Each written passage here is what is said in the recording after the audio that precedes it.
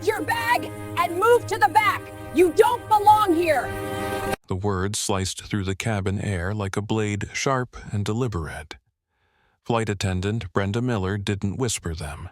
She didn't hesitate. She delivered them with the kind of authority that comes from 20 years of deciding who deserves respect and who doesn't. Her voice carried across the first-class cabin of Skyline Airways Flight 492, ensuring every passenger could hear exactly what she thought about the man in the faded gray hoodie sitting in Seat 1A. What Brenda didn't know was that in exactly 5 minutes and 37 seconds, one phone call from that same man would freeze $700 million in assets, crash a stock price by 73%, and end her career along with dozens of others. She was about to learn the most expensive lesson in aviation history: never judge a person by the clothes they're wearing, because you never know if they're the one signing your paycheck. Before we dive into this incredible true story of power prejudice and poetic justice, I want to know where you're watching from. Drop your city or country in the comments below. And if you've ever been underestimated because of how you looked, hit that subscribe button and ring the notification bell, because this story is about to show you that quiet dignity can move mountains and change entire companies in minutes. The rain hammered against the reinforced windows of Gate B-14 at Chicago O'Hare International Airport like an angry drum solo that refused to end. It was 6:47 p.m. on a cold Thursday evening in November, and the first-class lounge buzzed with the kind of quiet energy that only comes from people who have somewhere important to be. The air smelled of expensive espresso Italian leather and what could only be described as liquid entitlement. Crystal chandeliers cast warm light over mahogany tables where business titans closed million-dollar deals between sips of aged scotch. But Marcus Sterling wasn't interested in the amenities. He sat alone in the corner booth, furthest from the crowd, his hood pulled up over a pair of noise-canceling headphones, fingers moving across the cracked screen of his iPhone 12 with the focused intensity of a surgeon. To anyone watching, Marcus looked like he'd wandered into the wrong building. Maybe a college student trying to stretch his meal plan, or perhaps an aspiring musician who'd gotten lucky with an upgrade. He wore gray Champion sweatpants that had seen better days, a plain black Hanes hoodie that was soft from too many wash cycles, and a pair of white Air Force 1S that were clean but clearly not fresh out of the box. There was no Patek Philippe on his wrist, no Louis Vuitton luggage at his feet, no Platinum American Express card casually displayed on the table. Just a weathered leather messenger bag that looked like it had survived a war, and the kind of bone-deep exhaustion that comes from 72 straight hours of high-stakes negotiations. But appearances, as the entire staff of Skyline Airways was about to discover in the most painful way possible, can be catastrophically deceiving. Marcus Sterling wasn't a student stretching his budget. He wasn't an aspiring artist hoping for his big break. He was the founder and chief executive officer of Sterling Dynamics, a private equity and logistics empire that had quietly become the invisible backbone of American transportation infrastructure. His company controlled shipping routes, managed supply chains, and held strategic debt positions in companies most people had never heard of but used every single day of their lives. Marcus was worth approximately $15.7 billion, making him the 43rd richest person in North America. But you'd never know it from looking at him, and that was exactly how he preferred it. While other billionaires competed to see who could build the biggest yacht or buy the most expensive art, Marcus had spent the last 2 decades perfecting the art of invisible influence. He moved through the world like a ghost, accumulating power while everyone else was distracted by the noise. The last 72 hours had been particularly brutal even by Marcus's standards. He'd been locked in a windowless conference room on the 37th floor of a Manhattan skyscraper, orchestrating the hostile takeover of Meridian Global Shipping, a failing conglomerate that controlled critical Pacific trade routes. The negotiations had been vicious, involving lawyers from 7 different countries, regulatory officials who seemed determined to make everything as complicated as possible, and board members who would rather burn their company to the ground than sell it to someone they considered an outsider. Marcus had won, of course. He always won. But the victory had come at a cost. He hadn't slept in 3 days. He'd survived on nothing but black coffee, protein bars, and the kind of pure determination that had built his empire from a single delivery truck he'd bought with a borrowed $5,000 when he was 22 years old. His head felt like it was wrapped in cotton. His eyes burned from staring at documents, and every muscle in his body ached from spending 3 straight days hunched over conference tables. All Marcus wanted was to collapse into seat 1A of Flight 492, close his eyes, and wake up 8 hours later in London, where his assistant Sarah would meet him with a proper breakfast and a detailed briefing on the 17 other deals currently moving through Sterling Dynamics' acquisition pipeline. He didn't want to make conversation. He didn't want to network. He certainly didn't want to explain to anyone why a man who looked like he'd just finished a shift at Best Buy was sitting in first class. He just wanted to be left alone. Flight 492 to London Heathrow is now beginning pre-boarding for passengers needing special assistance, followed by first class and business elite members. The announcement echoed through the gate area like a starting gun. Marcus saved the document he'd been reviewing, a complex debt restructuring proposal that would either save or destroy a mid-sized trucking company in Ohio, and slid his phone into the front pocket of his hoodie. He stood slowly, feeling his lower back protest after hours of sitting, grabbed his messenger bag, and shuffled toward the gate. He was the third person in line behind a woman in a Chanel suit who was speaking rapid-fire French into a Bluetooth earpiece, and an elderly man with a Swiss passport who moved with the careful precision of someone who'd been flying first class since before Marcus was born. The gate agent, a tired-looking woman named Sarah Matthews, whose name tag was slightly crooked, barely looked up as she scanned Marcus's digital boarding pass. The device beeped green. Seat 1A, first class, full fare. Sarah's eyes flicked from her screen to Marcus's hoodie, then back to the screen. She frowned slightly, her finger hovering over her keyboard as if she expected the computer to suddenly announce that a mistake had been made. But the line was growing behind them, and her supervisor was watching from across the corridor. "Enjoy your flight, Mr. Sterling," she said finally, though her voice carried the kind of doubt usually reserved for checking IDs at expensive nightclubs.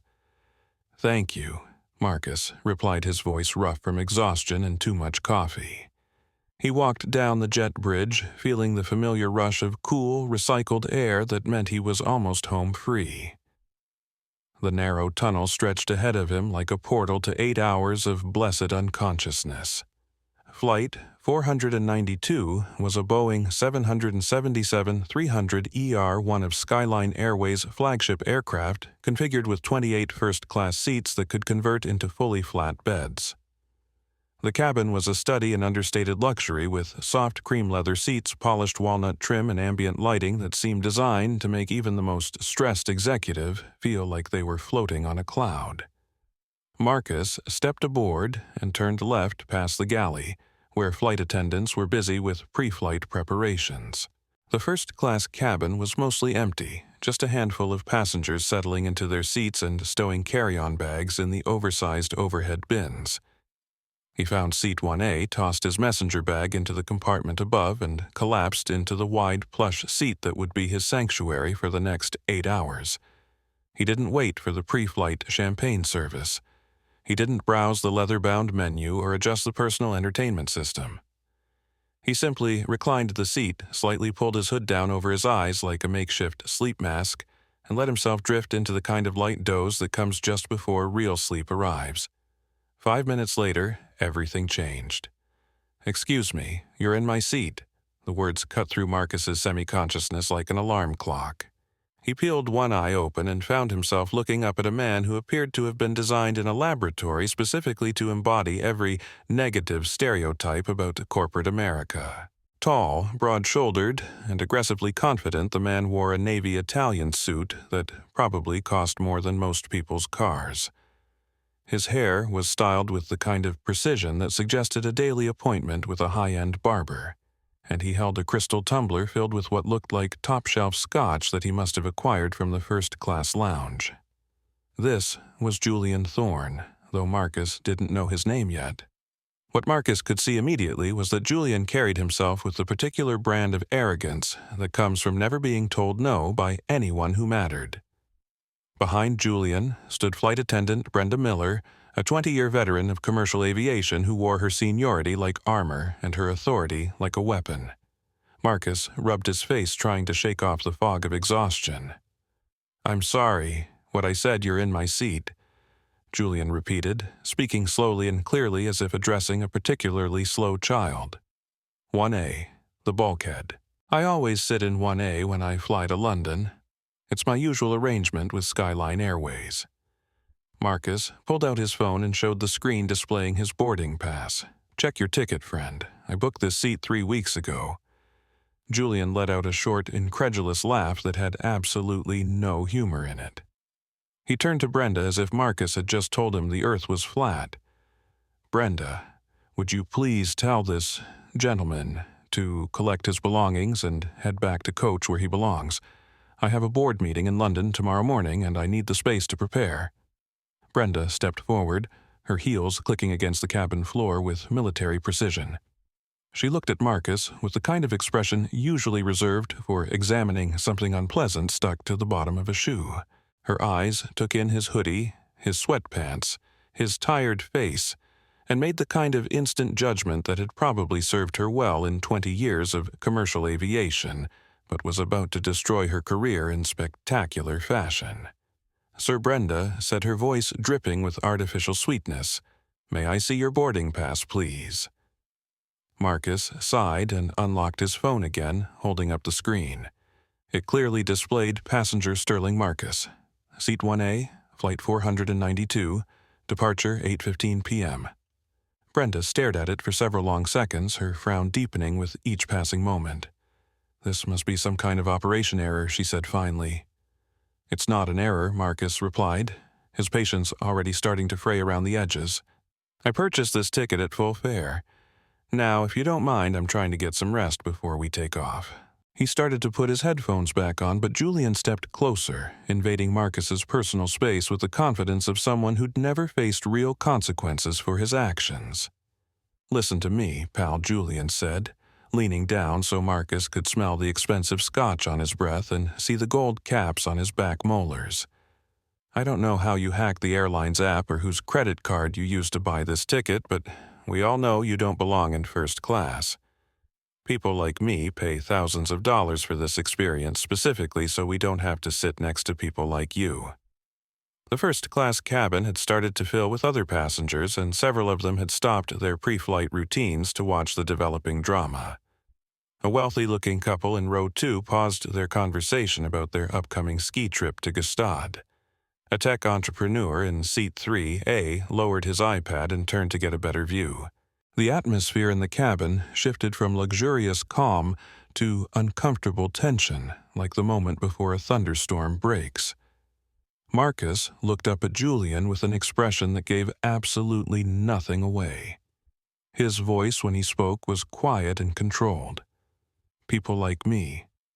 "You know exactly what I mean," Julian snapped. "Troublemakers, scam artists, people trying to game the upgrade game." He gestured dismissively at Marcus's appearance. "Look at yourself.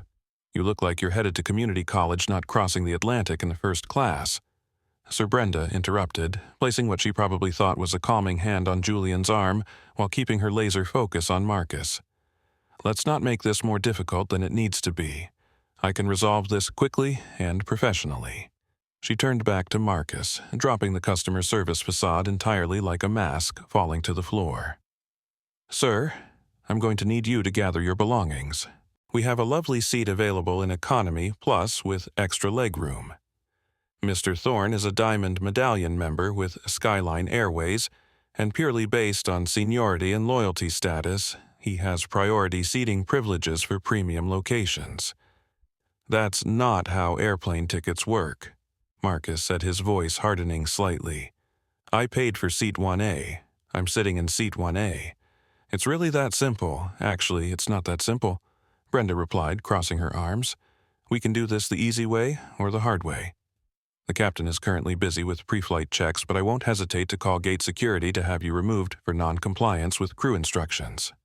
non-compliance. Marcus let out a dry laugh that had no humor in it whatsoever. I'm sitting in the seat I legally purchased. The only person being non-compliant here is your diamond medallion friend who thinks his frequent flyer status trumps basic contract law. Julian slammed his free hand against the side of Marcus's seat pod, causing several other passengers to jump and turn around completely. Do you have any idea who I am? He demanded, his voice rising enough that people in business class could hear every word. I am Julian Thorne. I'm a senior managing director at Pemberton Capital. My firm manages institutional assets worth more than you could count in a lifetime. I am not spending 7 hours across the Atlantic staring at some guy in a hoodie who probably hasn't showered in a week. It was true that Marcus hadn't showered in 2 days, though he smelled of the expensive sandalwood soap from the Four Seasons, where he'd been staying during the Meridian negotiations, mixed with exhaustion and the faint residue of too much coffee. But Julian was building a narrative, and facts had never been particularly important to Julian when he was building narratives. Last warning, Brenda announced, her finger hovering over the intercom button like a gunslinger ready to draw. Either move to row 34C voluntarily, or I'm calling gate security to escort you off this aircraft. Marcus looked at Brenda. He looked at Julian, who was practically vibrating with righteous indignation. He looked around the cabin at the faces of the other first-class passengers, most of whom had already decided that he was the problem, simply because he didn't look like he belonged there.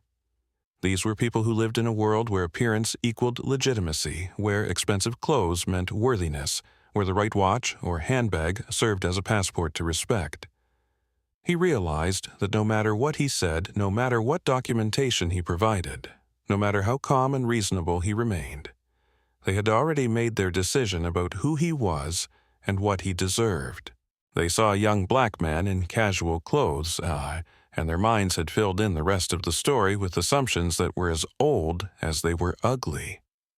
Marcus took a deep breath and made a choice that would change dozens of lives forever. Call gate security, he said calmly. Call airport police.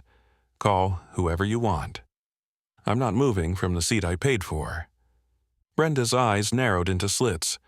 Fine, have it your way. She turned on her heel and marched toward the cockpit to use the aircraft interphone, her steps sharp enough to mark time for a military parade.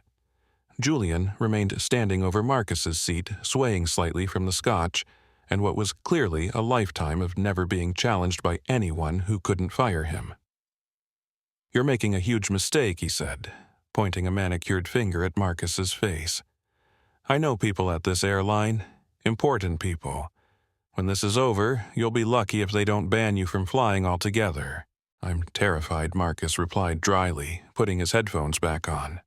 But Julian wasn't finished. He was the kind of man who needed to have the last word, needed to establish dominance, needed everyone within earshot to understand exactly where they stood in his personal hierarchy. People like you always think you can game the operation, he said loudly enough for the entire cabin to hear. You probably found some glitch in their website, or used a stolen credit card, or figured out some way to scam an upgrade. But there are people like me who actually earn these seats, who contribute to the economy, who deserve to be treated with respect. From 3 rows back, Dr. Elena Vasquez, a cardiologist returning to London after a medical conference in Chicago, looked up from her journal with obvious disgust. She'd seen Julian in the first-class lounge earlier, where he'd spent 20 minutes loudly berating a bartender for not knowing how to make his cocktail exactly the way he preferred it. "Excuse me," she said clearly, "but this is completely inappropriate. That gentleman has done nothing wrong." Julian spun around to face her, whiskey sloshing in his glass. "I'm sorry, but this doesn't concern you. It concerns everyone on this aircraft," Dr. Vasquez replied firmly. "You're disrupting the entire cabin because you decided you don't like someone's clothes." "It's embarrassing. Stay out of this," Julian snapped, but other passengers were starting to murmur their agreement with Dr. Vasquez. Lisa Park, a software engineer in seat 2, B pulled out her phone and started recording. "This is exactly the kind of discrimination we need to document," she said to her traveling companion. "Corporate bullies think they can humiliate people just because they have money. Put that phone away." Brenda ordered sharply as she returned from the cockpit. "Recording is not permitted on this aircraft.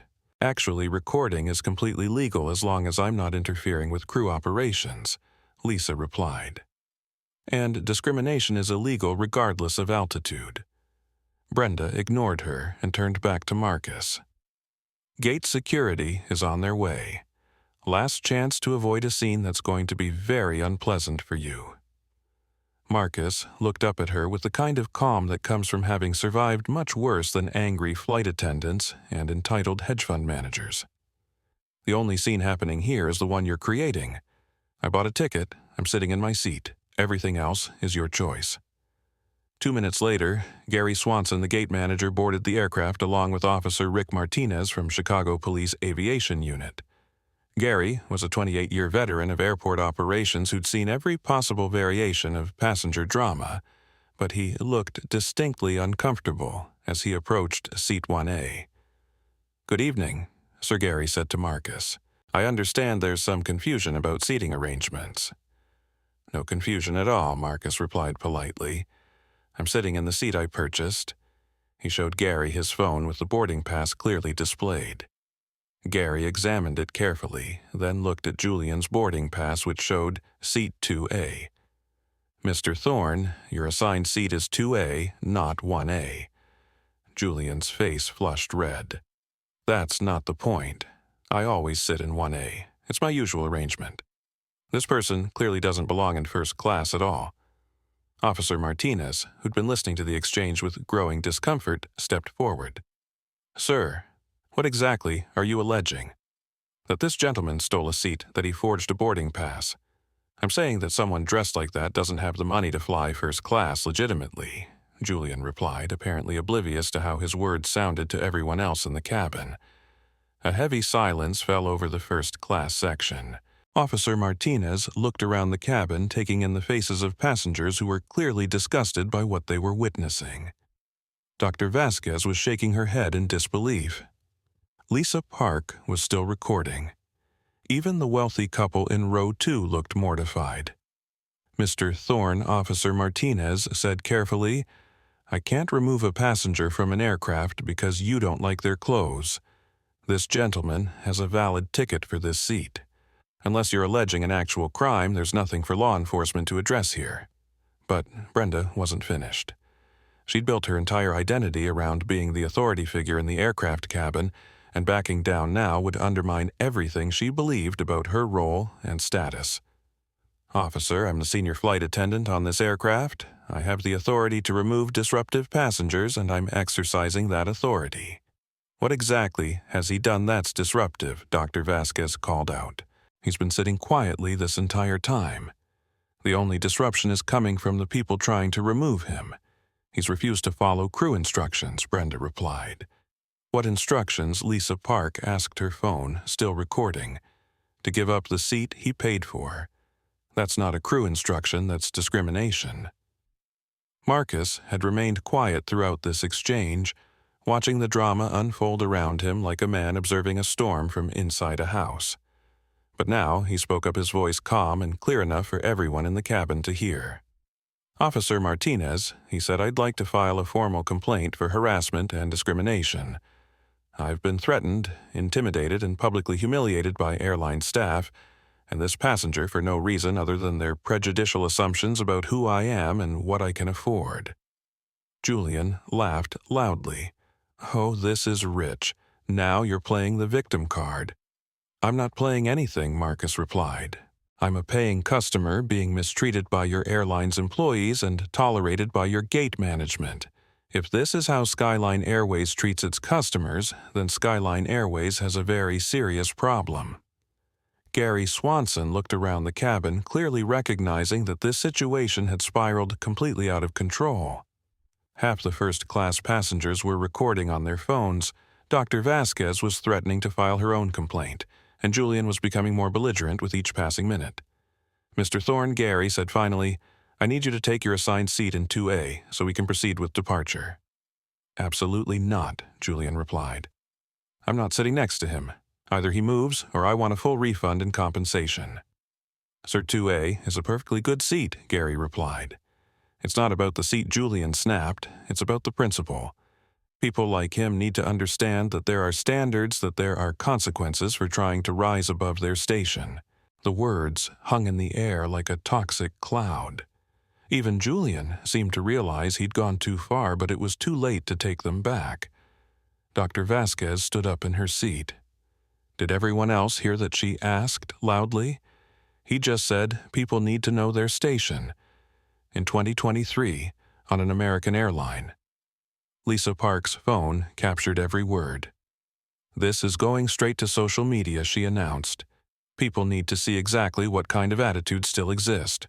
Officer Martinez had heard enough. "Mr. Thorne, you need to take your assigned seat or leave the aircraft. Your choice." But Julian wasn't ready to surrender.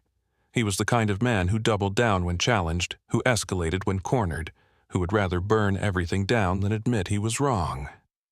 "This is ridiculous," he declared, pulling out his own phone. "I'm calling Richard Vance right now. He's the CEO of this airline and a personal friend. We'll see how long your jobs last after he hears about this." He scrolled through his contacts and placed the call, putting it on speaker for everyone to hear. After several rings, a tired voice answered. "Julian, it's after 9 p.m. This better be important. Richard, I'm on Flight 492 to London, and your staff is allowing some vagrant to occupy first class. I need this resolved immediately." There was a pause. "Julian, what exactly are you talking about?" "There's a person in seat 1A who clearly doesn't belong there. He's dressed like a homeless person and he's making everyone uncomfortable. Your flight attendant needs to remove him, but she's being influenced by some bleeding heart passengers who are recording everything and making threats." Another pause, longer this time. "Julian, do you hear yourself right now? Are you seriously calling me to complain about another passenger's clothes? This isn't about clothes, Richard. This is about maintaining standards, about protecting the experience for legitimate customers. Julian, I'm going to hang up now before you say something that gets both of us in serious trouble. Take your assigned seat or get off my airplane." The line went dead. Julian stared at his phone in shock, clearly unable to process that his grand gesture had backfired so completely. Gary Swanson saw his opportunity. "Mr. Thorne, you have 30 seconds to take seat 2A, or you'll be removed from the aircraft." Julian looked around the cabin, seeing the faces of passengers who were no longer just uncomfortable, but actively hostile toward him. Dr. Vasquez was glaring at him with open contempt. Lisa Park was still recording. The wealthy couple in row 2 had turned their backs to him entirely. "This isn't over," he muttered, but he took his seat in 2A, slouching down like a sulking child. Marcus had watched this entire exchange with the same calm expression he'd maintained throughout the ordeal. He nodded politely to Officer Martinez and Gary Swanson as they prepared to leave the aircraft. "Thank you for your professionalism," he told them quietly. As the crew prepared for departure, Dr. Vasquez leaned across the aisle. "I'm sorry you had to deal with that. It was completely inappropriate." "I appreciate that," Marcus replied, "but I've seen worse." He put his headphones back on and closed his eyes, but he wasn't sleeping. He was thinking, he was planning, and he was making a series of mental phone calls that would change everything. Because while Julian Thorne and Brenda Miller had been busy demonstrating their ignorance and prejudice, Marcus Sterling had been quietly calculating exactly how much it would cost to buy their employer. And the answer, as it turned out, was surprisingly affordable. Flight 492 pushed back from the gate at 8:23 p.m., 8 minutes behind schedule. As the Boeing 777 taxied toward the runway through Chicago's maze of taxiways, Marcus Sterling kept his eyes closed and his headphones on, but his mind was racing through calculations that had nothing to do with sleep. Sterling Dynamics maintained detailed financial profiles on over 3,000 companies across 16 different industries. Airlines were a particular area of expertise since transportation and logistics formed the backbone of his empire. And Skyline Airways Marcus knew from memory was in trouble. Deep trouble. The carrier had been hemorrhaging money for the past 18 months, caught between rising fuel costs, increased labor demands, and a series of public relations disasters that had damaged their premium brand. Their stock price had dropped 42% in the last year. Their debt-to-equity ratio was approaching dangerous territory. They'd been forced to defer aircraft deliveries, cancel routes to secondary cities, and offer early retirement packages to senior staff. Most importantly, their credit rating had been downgraded twice in the past 6 months, making it increasingly expensive for them to service their existing debt obligations. Marcus knew from his company's intelligence network that Skyline's board had been quietly exploring strategic options, including a potential merger or acquisition by a larger carrier. In other words, they were vulnerable. The airplane reached the runway threshold and paused as air traffic control cleared them for takeoff. The engines spooled up to full power, pressing Marcus back into his leather seat as Flight 492 accelerated down the runway and lifted into the Chicago night.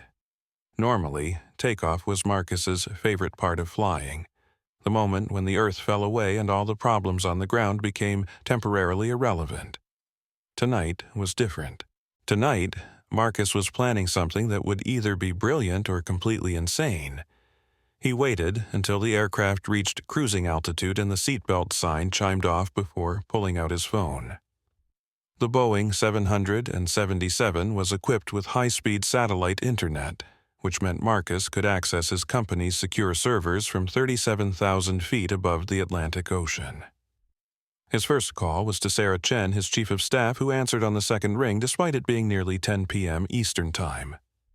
"Marcus, how's the flight?" "Eventful." Marcus replied, speaking quietly enough that Julian couldn't eavesdrop from seat 2A. "I need you to pull everything we have on Skyline Airways. Financial statements, debt structure, credit agreements, shareholder information, the works." Skyline Airways. Sarah sounded confused. "The airline you're flying on right now?" "That's the one. I also need you to contact David Kim in our credit markets division. Tell him I want real-time pricing on Skyline's senior debt tranches." And Sarah, "Yes, this is priority 1. Drop everything else. Marcus, can I ask what this is about?" Marcus looked across the aisle at Julian Thorne, who was aggressively typing on his laptop while occasionally shooting hostile glares in Marcus's direction. "Let's just say I'm exploring a new investment opportunity." While Sarah got to work, Marcus opened his tablet and began reviewing Skyline Airways' recent financial filings. As he'd suspected, the numbers were worse than they appeared on the surface. The airline was burning through cash at an unsustainable rate, had missed 2 consecutive quarterly earnings estimates, and was facing a series of debt maturities over the next 12 months that would require refinancing. More interesting was the ownership structure. Skyline Airways was publicly traded, but the shares were concentrated among a relatively small number of institutional investors. The largest shareholder was Meridian Pension Fund, which owned 12.3% of outstanding shares. The second largest was Blackstone Credit with 9.7%. Marcus smiled. He'd done business with both firms before. More importantly, he'd done favors for both firms before. His phone buzzed with an encrypted message from David Kim. Skyline Senior notes trading at 67 cents on the dollar. Heavy selling pressure from insurance companies reducing exposure. Could acquire controlling position for approximately $400 million cash. Marcus did the math quickly. $400 million would give Sterling Dynamics ownership of enough debt to effectively control Skyline Airways' financial destiny. If the airline couldn't service its obligations, the debt holders could force a restructuring, bankruptcy, or sale. And if Marcus owned the majority of that debt, he would be in the driver's seat for any of those scenarios. His second call was to Jennifer Walsh, Sterling Dynamics' Chief Financial Officer, who was still in the office despite the late hour. "Jennifer, I need you to authorize a credit facility of $500 million. Immediate availability." $500 million. Jennifer's voice carried the kind of careful concern that comes from managing billions of dollars in assets. "What's the opportunity? Distressed airline debt, time-sensitive situation. Marcus, you're supposed to be sleeping on a plane to London. What airline debt could be so urgent that—" She stopped mid-sentence. "Oh my God, please tell me you're not about to buy the airline you're flying on." I'm not about to buy it, Marcus replied. I'm about to control it. There's a difference, Marcus. Jennifer, trust me on this. The math works. The opportunity is real. And the timing couldn't be better. He could hear her typing rapidly on her computer. Okay, I'm looking at Skyline's fundamentals. You're right that they're distressed, but their asset base is still substantial. Fleet value alone is probably close to $3 billion. Exactly. Even in a worst-case scenario, we recover our investment through asset liquidation. But I don't think it'll come to that. What's your play? Marcus glanced around the first-class cabin, making sure no one was listening to his conversation. Short-term, we use the debt position to force management changes. Long-term, we turn this into a profitable operation through proper leadership and strategic focus. And the timeline I want to move tonight. Start acquiring positions in London markets, continue in New York when markets open tomorrow. I want controlling debt position established within 48 hours. Marcus, that's incredibly aggressive. This kind of move requires board approval, due diligence, regulatory. Jennifer, I've been doing due diligence on this company for years. Their fundamentals are sound, their management is weak, and their debt is undervalued because of temporary market conditions. This is exactly the kind of opportunity we built Sterling Dynamics to capitalize on. There was a long pause while Jennifer considered the implications.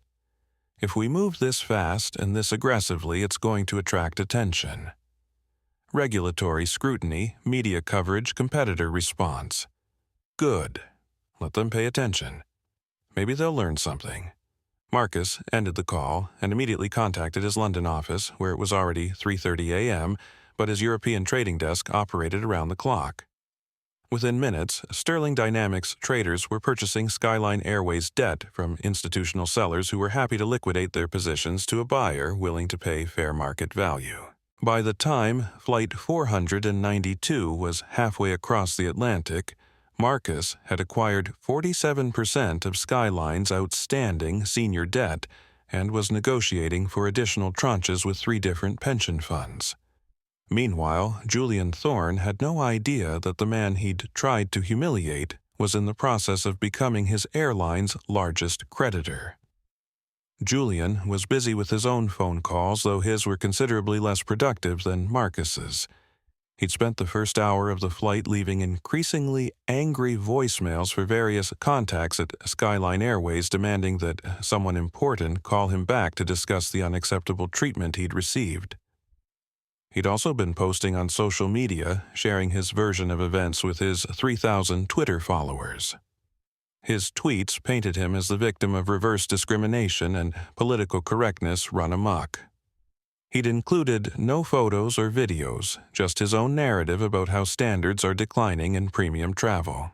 What Julian didn't realize was that Lisa Park had posted her video footage to TikTok, Twitter, and Instagram simultaneously.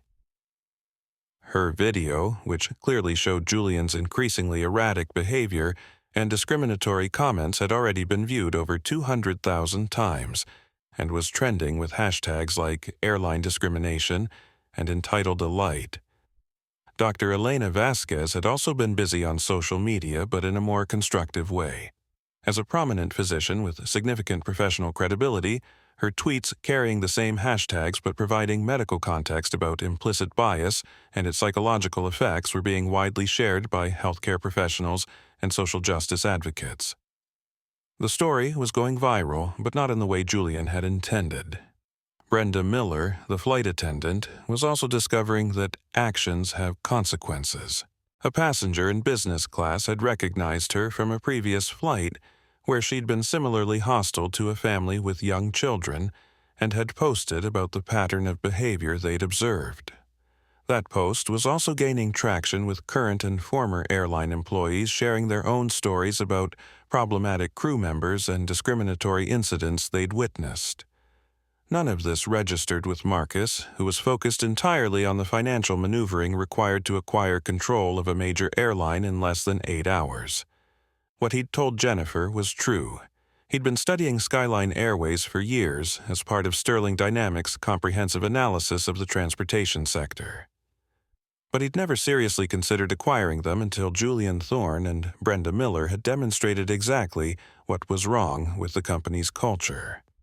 Poor leadership Marcus had learned over 15 years of building his empire always filtered down through an organization. When senior management tolerated discriminatory behavior, it became embedded in the company's DNA.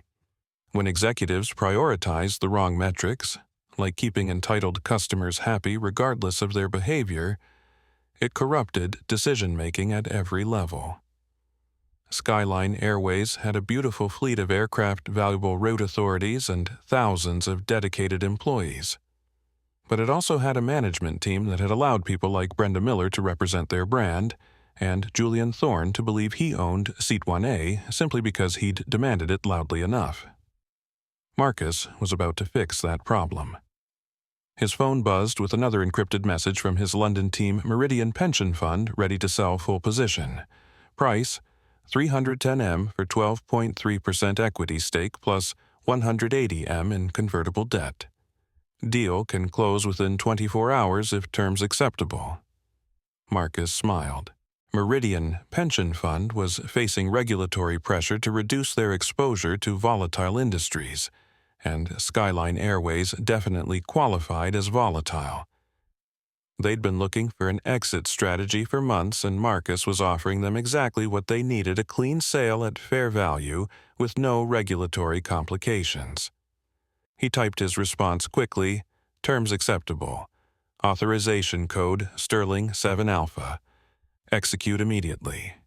With that single message, Marcus had just committed nearly $500 million to acquiring control of the airline whose staff had spent the evening trying to humiliate him.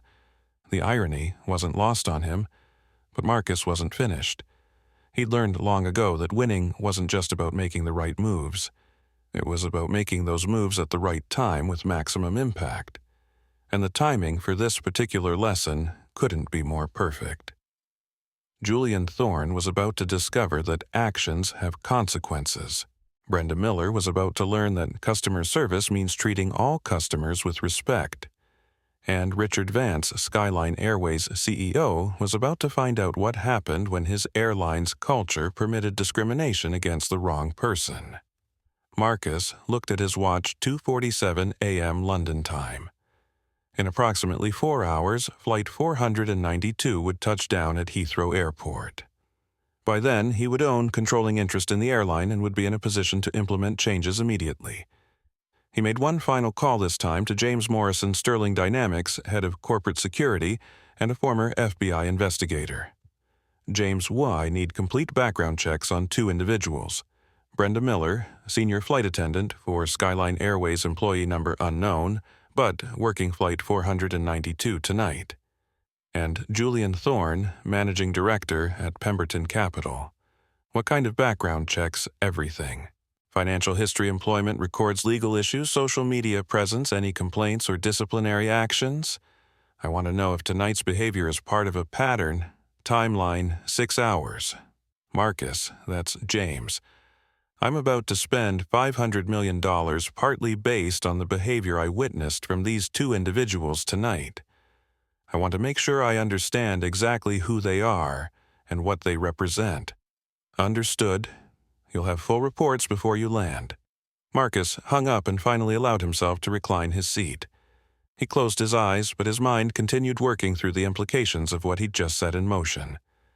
In less than 12 hours, he would transform from victim to owner. Julian Thorne would discover that his usual arrangement with Skyline Airways no longer mattered. Brenda Miller would learn that customer service extended to all customers regardless of appearance. And Richard Vance would face the consequences of running an airline that tolerated discrimination. But most importantly, thousands of other passengers who looked like Marcus Sterling would fly on Skyline Airways in the future without facing the humiliation he'd experienced tonight. That more than any financial return made this investment worthwhile. At 11:47 p.m. Chicago time, while Flight 492 cruised at 39,000 feet somewhere over Greenland, the story of Julian Thorne's airline meltdown reached a tipping point that transformed it from social media buzz to global news. It started with Lisa Park's original video, which had been viewed over 500,000 times across various platforms. But the moment that changed everything came when Dr. Elena Vasquez's 14-year-old daughter Maria shared the video on her TikTok account with a caption that went straight to the heart of the matter. "This is why I'm scared to fly alone. Because there are adults who will attack you just for existing in a space they think you don't deserve." Maria Vasquez had 47,000 followers, mostly teenagers and young adults, who followed her for her advocacy work around youth mental health and social justice. Her video, which combined Lisa Park's footage with her own commentary about discrimination and implicit bias, exploded across teenage social media with a force that surprised everyone. Within 2 hours, the video had been shared over 50,000 times and had attracted the attention of influencers with much larger platforms. Brittany Chen, a lifestyle blogger with 2.3 million followers, reposted it with her own story about being questioned about her first-class ticket because gate agents assumed she was too young to afford it. Marcus Williams, a viral comedian with 1.8 million followers, created a response video that used humor to highlight the absurdity of Julian's behavior. But the moment that really changed everything came when Congresswoman Alexandria Ocasio-Cortez retweeted Dr. Vasquez's original post with a comment that read, "This is exactly why we need stronger enforcement of civil rights protections in commercial aviation." Discrimination doesn't disappear at 30,000 feet. AOC's retweet, which went out to her 13.2 million followers, transformed what had been a viral social media story into a national conversation about discrimination in air travel. Within minutes, other politicians were weighing in.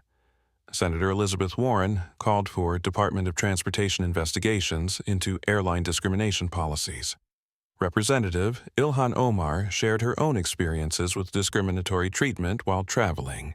Conservative politicians pushed back with Senator Ted Cruz tweeting that political correctness is destroying customer service, and Representative Matt Gaetz claiming that airlines should be allowed to maintain standards for their premium customers. The political divide made the story even more viral as people on both sides shared the video to support their arguments. Cable news programs picked up the story for their late-night broadcasts. International media outlets began covering it as a window into American attitudes about race and class. And through it all, Julian Thorne remained blissfully unaware that he'd become the most hated man on the internet. Marcus Sterling was also unaware of his newfound internet fame, but for different reasons. He'd been busy orchestrating the most expensive acquisition in Sterling Dynamics' 15-year history, and the logistical complexity of buying an airline while flying on that same airline had consumed all of his attention. By midnight, Central Time, Sterling Dynamics had acquired 63% of Skyline Airways' outstanding debt and 27% of its equity. Marcus now controlled enough of the company's capital structure to effectively dictate its strategic direction. More importantly, he had the legal authority to demand immediate changes in management and operational policies. His phone buzzed with a call from Jennifer Walsh, who was monitoring the situation from Sterling Dynamics' Crisis Management Center in Manhattan. "Marcus, we have a problem." "What kind of problem?" "The video problem. The discrimination story is going viral in a major way. CNN just ran a segment about it. Fox News is covering it. It's trending worldwide on Twitter." Marcus frowned. He'd been so focused on the financial aspects of his acquisition that he hadn't been monitoring social media. "What video?" "Multiple passengers recorded the incident with you and Julian Thorne." "It's everywhere." "And Marcus?" "Yeah, you look really good in it. Calm, dignified, reasonable. Thorne looks like an entitled maniac. But that's not the problem. What's the problem?" "The problem is that you're about to own an airline that's being destroyed in the court of public opinion. Skyline stock is down another 12% in after-hours trading. Their customer service phones are jammed with people canceling reservations. Someone started a boycott hashtag that's trending in 17 countries. Marcus absorbed this information while calculating the implications. A viral discrimination scandal could actually accelerate his timeline for implementing changes at Skyline Airways. The worse the company's reputation became, the more pressure there would be for immediate action from new ownership. Jennifer, I want you to prepare a statement for release as soon as we land in London. Sterling Dynamics is acquiring Skyline Airways specifically to address the cultural problems highlighted by tonight's incident. We're committed to ensuring that every passenger receives respectful treatment, regardless of their appearance, background, or personal circumstances. Marcus, are you sure you want to go public with this so quickly?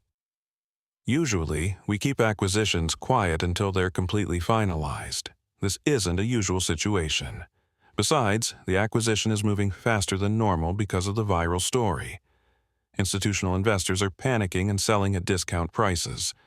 We're getting better terms because of the social media backlash. It was true. The same viral video that was destroying Skyline's reputation was making it cheaper for Marcus to acquire the company. Pension funds and insurance companies were dumping their Skyline holdings to avoid being associated with the discrimination scandal, which allowed Sterling Dynamics to acquire those positions at steep discounts to fair value. Marcus's phone rang again, this time with a call from James Morrison with the background check results he'd requested. Marcus, you're going to want to hear this. Julian Thorne has a history. What kind of history? 3 formal complaints filed against Pemberton Capital for discriminatory behavior in client interactions. 2 settlements paid to former employees who alleged workplace harassment. A restraining order filed by an ex-girlfriend who claimed he became violent when she tried to break up with him. And here's the interesting part. He's been suspended twice by Skyline Airways for disruptive behavior, but the suspensions were overturned after Pemberton Capital threatened to move their corporate travel account. Marcus felt a cold anger settle in his chest. So, this wasn't an isolated incident, not even close. And Brenda Miller isn't much better. She's had 17 customer complaints filed against her in the past 2 years, mostly for discriminatory treatment of passengers she deemed inappropriate for first class. The complaints were all dismissed by management because she has seniority and union protection. James, I want you to prepare detailed files on both individuals.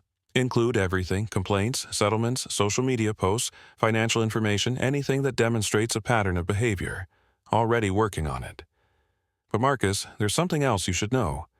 But the story isn't just viral anymore, it's national news, and you're being portrayed as the hero of the story. Dignified passenger maintains composure despite outrageous discrimination. There are calls for congressional hearings on airline discrimination. The NAACP issued a statement supporting you. Even some Republican politicians are saying Thorne's behavior was unacceptable. Marcus looked around the first-class cabin where most passengers were sleeping peacefully. Julian Thorne was snoring softly in seat 2. Completely oblivious to the fact that his life was imploding on social media. Brenda Miller was working in the galley, preparing breakfast service for the dawn arrival in London. Neither of them had any idea what was coming. Marcus's acquisition of Skyline Airways was proceeding exactly as planned, but the viral nature of the story meant that his first actions as the company's new owner would be under intense public scrutiny. That was fine with Marcus. He'd built his career on making bold moves under pressure, and this situation was no different. His phone buzzed with a text message from Sarah Chen. London office reports acquisition complete. Sterling Dynamics now owns controlling position in Skyline Airways. Board meeting scheduled for 8 a.m. London time. Richard Vance requesting emergency call. Marcus smiled. Richard Vance, Skyline's CEO, was probably just realizing that his late-night conversation with Julian Thorne had been recorded and posted online. In that call, Vance had told Julian to take your assigned seat or get off my airplane, which had actually been the right thing to say. But Vance had also failed to address the underlying discrimination that created the situation in the first place.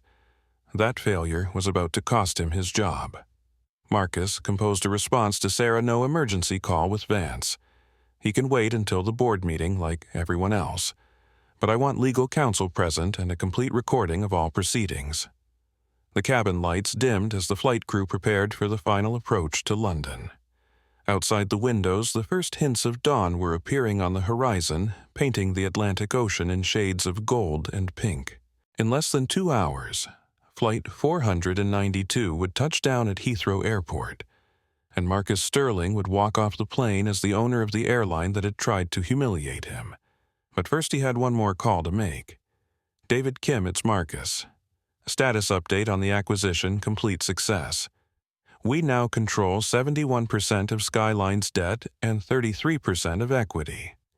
Combined position gives us absolute control over company operations and strategic direction. Financial impact, total investment of $473 million. Based on asset values and route authorities, we're looking at a minimum return of 30%, even in a liquidation scenario. But if we can turn operations around, the upside is significantly higher. Timeline for operational control. Legally, we can assume control immediately upon landing. British aviation authorities have been notified of the ownership change. FAA approval is pending but considered routine given our financial qualifications. Marcus ended the call and looked across the aisle at Julian Thorne, who was still sleeping peacefully. In approximately 90 minutes, Julian would wake up to discover that his little power play had cost him more than just social media humiliation. It had cost him his preferred airline, his corporate travel privileges, and quite possibly his career. The viral video had revealed something important. Julian Thorne represented everything wrong with modern corporate culture, and companies were starting to realize that associating with people like him carried serious reputational risks. Marcus had already instructed his team to prepare a comprehensive report on Julian's behavior and its impact on Sterling Dynamics' potential business relationships with Pemberton Capital. That report would be shared with other companies in Pemberton's investment network, making it clear that Julian Thorne was a liability who damaged any organization he represented. In the modern era of social media accountability, people like Julian couldn't hide behind corporate titles and expensive suits anymore. Their behavior had consequences. Brenda Miller was also about to discover those consequences. Her 17 customer complaints hadn't been dismissed because she was a good employee. They'd been dismissed because Skyline's management prioritized labor peace over customer satisfaction. That calculus was about to change dramatically under Marcus's ownership. Sterling Dynamics had built its reputation on operational excellence and customer service. Companies in the Sterling portfolio were known for treating all stakeholders, employees, customers, suppliers, communities, with respect and professionalism. Employees who couldn't meet those standards didn't remain Sterling employees for very long. The captain's voice came over the intercom. Ladies and gentlemen, we're beginning our final descent into London Heathrow. Local time is 6:15. AM temperature is 4 degrees Celsius and skies are partly cloudy. Flight attendants, please prepare the cabin for landing. Marcus looked out the window as the English countryside came into view below. Somewhere down there, Richard Vance was probably having the worst morning of his professional life, fielding calls from board members, lawyers, and crisis management consultants as they tried to figure out how to respond to the viral discrimination story. What they didn't know yet was that their response didn't matter anymore. The decision had already been made by the company's new owner, and that decision was simple. Everyone who had participated in or enabled the discrimination against Marcus Sterling would be held accountable for their actions. Justice Marcus had learned over his 15 years in business wasn't about revenge. It was about consequences. It was about ensuring that people who abused their power faced appropriate penalties so that other people in similar positions would think twice before making similar choices. Julian Thorne was about to face consequences. Brenda Miller was about to face consequences. Richard Vance was about to face consequences, and millions of people who would fly on Skyline Airways in the future would benefit from the changes that those consequences would create. Flight 492 touched down at Heathrow Airport at 6:47 a.m., London time 18 minutes ahead of schedule. As the Boeing 777 taxied toward the gate, Marcus powered on his phone and watched as dozens of notifications flooded his screen. Text messages from friends who'd seen the viral video. Emails from business partners expressing support. News alerts showing that the story was now being covered by major international media outlets. and one particularly interesting message from Oprah Winfrey's production company, asking if he'd be interested in discussing his experience on a show about dignity in the face of discrimination. Marcus smiled. He'd started this flight as a tired businessman trying to get some sleep. He was ending it as the owner of a major airline and an accidental civil rights symbol. It wasn't exactly how he'd planned to spend his evening, but it would certainly make for an interesting story to tell his children someday. As the aircraft came to a stop at the gate, Marcus gathered his belongings and prepared to walk off the plane and into his new role as chairman and CEO of Skyline Airways. Julian Thorne and Brenda Miller had no idea what was coming next, but they were about to find out. The gate agent at Heathrow Airport, who greeted Flight 492's passengers that Thursday morning, was named Emma Thompson. Not the famous actress, but a 26-year-old Birmingham native who'd been working for Skyline Airways for 3 years and took genuine pride in making every passenger feel welcome. Emma had arrived at work that morning to discover that her company was trending on social media for all the wrong reasons. Her supervisor had briefed her on the situation developing from Flight 492, warning her to be especially professional with all passengers and to immediately report any unusual requests or demands. What Emma didn't know was that she was about to meet the man who had just bought her employer. Marcus Sterling was the third passenger off the plane, walking calmly down the jet bridge with the same unhurried pace he'd maintained throughout the entire ordeal. He looked exactly like he had when he'd boarded in Chicago. Tired man in a gray hoodie carrying a worn leather bag, but Emma noticed something different in his eyes. There was a quiet intensity there, the kind of focus that comes from someone who has just made a decision that will change everything. Behind, Marcus Julian Thorne stumbled off the plane, looking like he'd been hit by a truck. His expensive suit was wrinkled from sleeping in his seat, his usually perfect hair was disheveled, and he was squinting against the terminal's bright fluorescent lights while aggressively checking his phone. Julian had woken up during the landing approach to discover that his phone had exploded with notifications. Hundreds of missed calls, thousands of text messages, and a voicemail box so full it wouldn't accept new messages. His first instinct had been to assume that something wonderful had happened. Maybe a major deal had closed, or he'd been promoted, or someone important wanted to offer him an opportunity. That optimism had lasted exactly 37 seconds, which was how long it took him to open Twitter and see that he was trending worldwide under hashtags like Entitled Elite and Airline Discrimination. Julian's hands shook as he scrolled through video after video of his behavior on Flight 492. Lisa Park's original recording had been viewed 3.2 million times. Maria Vasquez's commentary had hit 1.8 million views.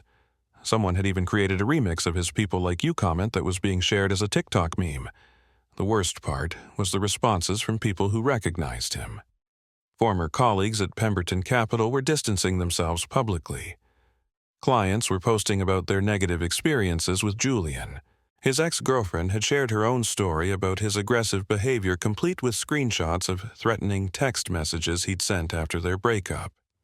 Julian's career reputation and personal life were imploding in real time, and there was absolutely nothing he could do to stop it. Marcus, meanwhile, was focused on more pressing matters. As he walked through the terminal towards passport control, he was receiving constant updates from his team about the acquisition's final details. Sarah Chen had sent him a detailed briefing.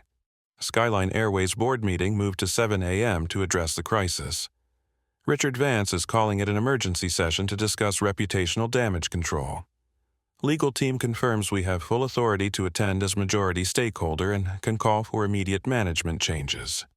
Jennifer Walsh had provided financial update stock price down 31% in London pre-market trading. Credit rating agencies threatening additional downgrades. 3 major corporate clients have suspended their travel contracts pending investigation of discrimination policies.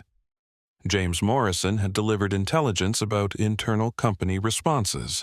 Skyline management in full panic mode.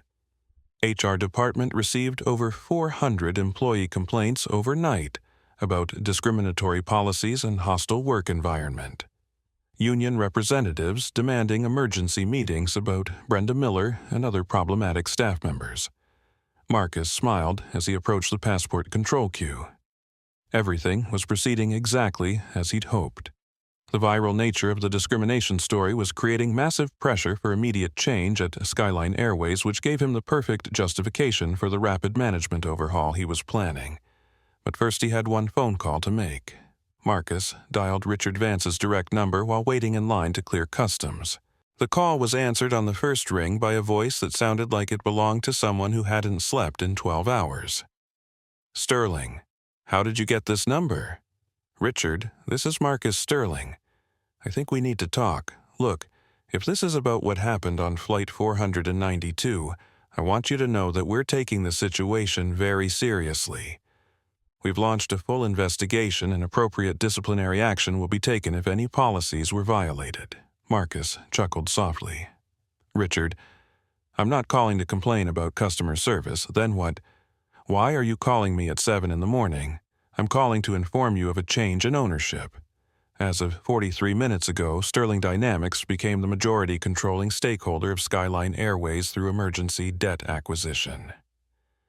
The silence on the other end of the line stretched for nearly 10 seconds. Marcus could hear muffled voices in the background. Probably lawyers and crisis management consultants who were trying to help Richard navigate the viral discrimination story. That's impossible," Richard said finally. "Corporate acquisitions don't happen overnight. There are regulatory requirements, board approvals, due diligence processes. Richard, I've been tracking Skyline's financial position for over 2 years. Your debt-to-equity ratio has been deteriorating steadily. Your credit rating has been downgraded twice, and your institutional shareholders have been looking for exit strategies. Last night's discrimination incident simply provided the market catalyst that made acquisition feasible at reasonable valuations." More silence. Marcus could hear someone in the background saying, "Are you kidding me? The guy from the video bought us specifically." Marcus continued. "Sterling Dynamics now owns 71% of your senior debt and 33% of your equity. Combined with proxy agreements we've secured from 3 pension funds, we control more than enough of your capital structure to dictate strategic direction." "This is insane," Richard whispered. "You bought an entire airline because you were angry about a seating dispute. I bought an airline because your company's culture permits widespread discrimination against customers based on their appearance and perceived social status. What happened to me last night wasn't an isolated incident, Richard. It was a symptom of leadership failure that extends throughout your organization." Marcus had reached the front of the passport control line. The immigration officer, a middle-aged Sikh gentleman with kind eyes, examined Marcus's passport and asked about the purpose of his visit. "Business," Marcus replied. "I'm here to fix some problems at a local company." The officer stamped his passport and welcomed him to the United Kingdom. Marcus thanked him and continued toward the exit, while Richard Vance continued to process the implications of their conversation. "Marcus, please, we can work together on this. I can help you transition into ownership. I understand there were problems last night, but we can address them through normal corporate governance processes." "No, Richard, we can't." "Why not?" "Because you built a culture where Brenda Miller felt comfortable humiliating a passenger in front of an entire cabin, and where Julian Thorne believed his frequent flyer status gave him the right to demand someone else's seat. That culture didn't develop overnight, and it won't change through normal processes." Marcus walked through the customs checkpoint and into the main terminal where Sarah Chen was waiting for him with a small team from Sterling Dynamics' London office. She looked exhausted but excited, the kind of expression that comes from pulling off something that everyone said was impossible. Richard Marcus said, "You're fired. You can't just—" "Actually, I can. Check your employment contract section 12.3. Majority shareholders have authority to remove executive officers with cause. Permitting discrimination against customers constitutes cause under both American and British corporate law. Marcus, please reconsider. I've been running this airline for 8 years. I understand the industry, the regulatory environment, the operational complexities. You understand everything except how to treat customers with basic dignity. That's not a small oversight, Richard.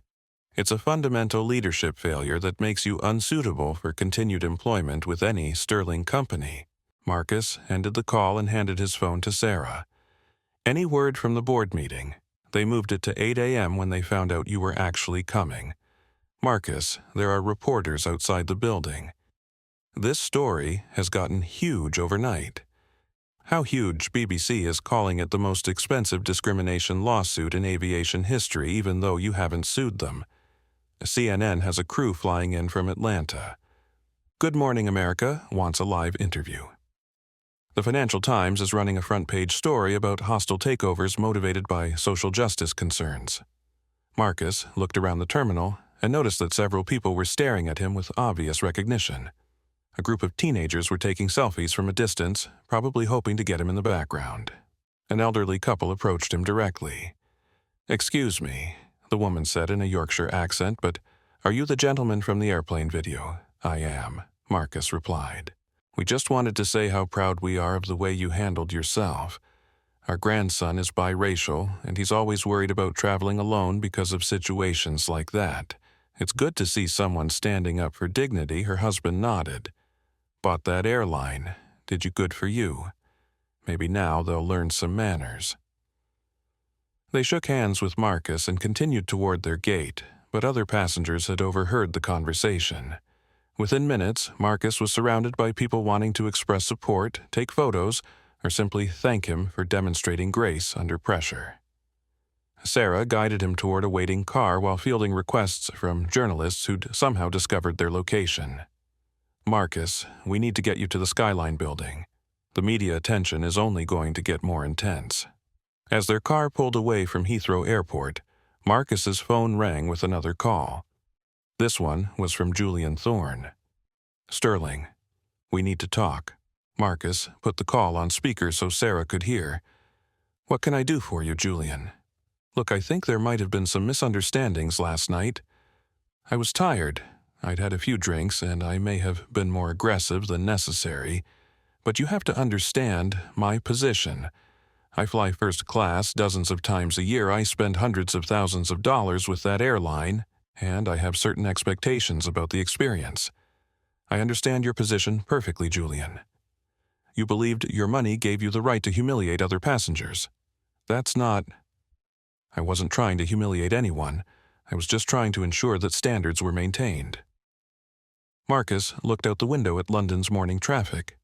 The city was waking up to news that a discrimination incident on an American airline had resulted in a $500 million acquisition by the victim.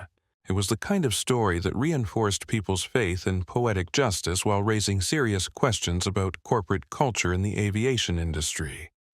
Julian's standards were maintained last night. I maintained my dignity while you revealed yours. Marcus, please, my firm is considering terminating me over this incident. I've got a mortgage, kids, and private school commitments that depend on my continued employment. Can't we find some way to work this out? Actually, we can, Marcus smiled. I have a job offer for you. Really? Julian's voice brightened with hope. Yes. Skyline Airways is hiring baggage handlers at Heathrow Airport. Starting wage is £15 per hour, no benefits, and you'd report to a supervisor who might judge you based on your appearance rather than your character. The silence stretched for nearly 15 seconds. You're joking. I'm completely serious. You spent last night explaining to me that people need to know their station, that some individuals deserve respect while others don't. I'm offering you a chance to experience what it feels like to be on the other side of that equation. This is ridiculous. I'm not going to work as a baggage handler. Of course you're not. Because you understand that every job deserves dignity, every worker deserves respect, and no one should be judged by their clothes or appearance. You'll learn that lesson in about 10 seconds, Julian. It took me 15 years to earn enough money to teach it to you. Marcus ended the call as their car pulled into the corporate district where Skyline Airways maintained their European headquarters. The building was surrounded by news vans, reporters, and protesters carrying signs supporting civil rights in air travel. Sarah opened her laptop and showed Marcus the latest social media metrics. The original video has been viewed 12 million times across all platforms. Respect All Passengers is trending in 47 countries. Someone started a GoFundMe to support civil rights organizations in your name. It's raised £300,000 overnight. Any negative reactions? Some pushback from people claiming you're being too sensitive or playing the race card, but they're being overwhelmed by supporters. Even conservative politicians are saying Julian's behavior was unacceptable. Marcus gathered his belongings as their car stopped in front of the Skyline building. In a few minutes, he would walk into a boardroom and assume control of a major international airline. But more importantly, he would begin the process of changing a corporate culture that had permitted discrimination to flourish. The transformation wouldn't happen overnight. Real change never did. But it would begin today with new leadership that understood that treating customers with dignity wasn't just good business, it was basic human decency. Marcus stepped out of the car and walked toward the building where his new employees were waiting to meet their new chairman. It was time to get to work. The Skyline Airways boardroom on the 14th floor of their London headquarters had been designed to impress. Floor-to-ceiling windows offered panoramic views of the Thames original oil paintings of vintage aircraft decorated the walls, and a massive mahogany conference table could seat 20 people in leather chairs that probably cost more than most people's monthly salary. But at 8:17 a.m. on that Thursday morning, the elegant boardroom felt more like a funeral parlor than a symbol of corporate success. 7 board members sat around the table in various states of shock and confusion, while Richard Vance paced near the windows like a caged animal. The room's usual air of calm confidence had been replaced by the kind of nervous energy that comes from watching your company's reputation disintegrate in real time. The massive video screen at the head of the table displayed Skyline Airways' stock chart, which looked like a ski slope drawn by someone having a nervous breakdown. The share price had opened 31% lower than the previous day's close and was continuing to fall as international markets digested news of the discrimination incident and hostile acquisition. "Ladies and gentlemen," Richard announced to the room, "I've just received confirmation that Sterling Dynamics has indeed acquired controlling interest in our company through emergency debt acquisition. The transaction appears to be legally valid, and Mr. Sterling will be joining us momentarily to discuss transition arrangements." Board member Patricia Williams, a former British Airways executive who'd joined Skyline's board 3 years earlier, shook her head in disbelief. "In 40 years of aviation experience, I've never seen anything like this. A passenger discrimination incident leading to a hostile takeover. It's unprecedented. It's also brilliant," added Dr. Michael Chen, an economics professor from Cambridge who served as the board's financial expert. "Sterling bought our debt at steep discounts because institutional investors were panicking about reputational damage. He turned a viral discrimination story into a business opportunity that probably saved him $200 million compared to normal acquisition costs." The boardroom door opened, and Marcus Sterling walked in, followed by Sarah Chen and 2 lawyers from Sterling Dynamics' London legal team. Marcus still wore the same gray hoodie and sweatpants from Flight 492, which created a surreal contrast with the formal corporate setting. The board members, who'd been expecting a traditional business executive in an expensive suit, found themselves facing a man who looked like he'd just finished a workout.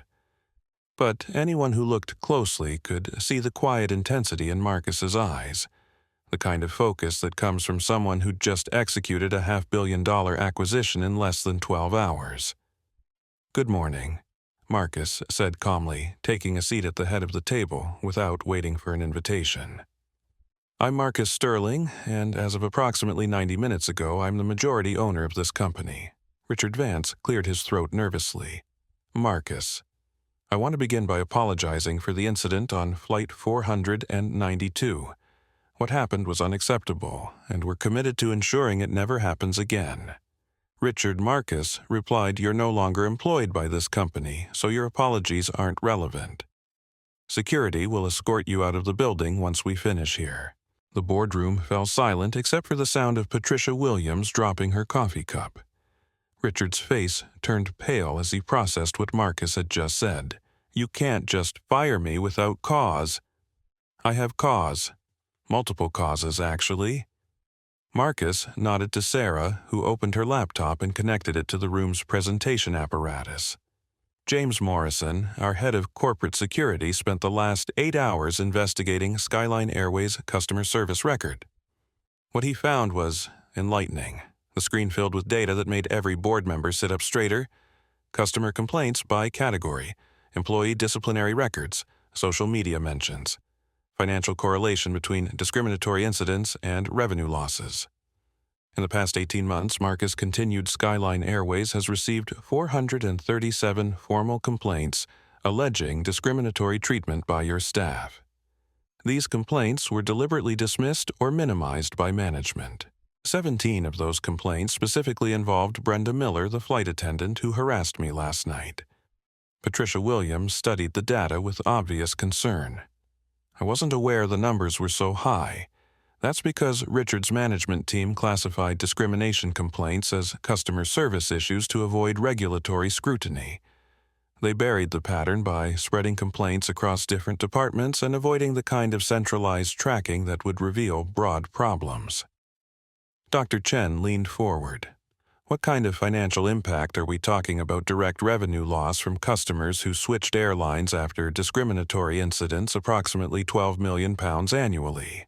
Indirect losses from negative social media coverage and word-of-mouth reputation damage, estimated at £47 million annually. Total impact of allowing discrimination to continue, nearly £60 million per year.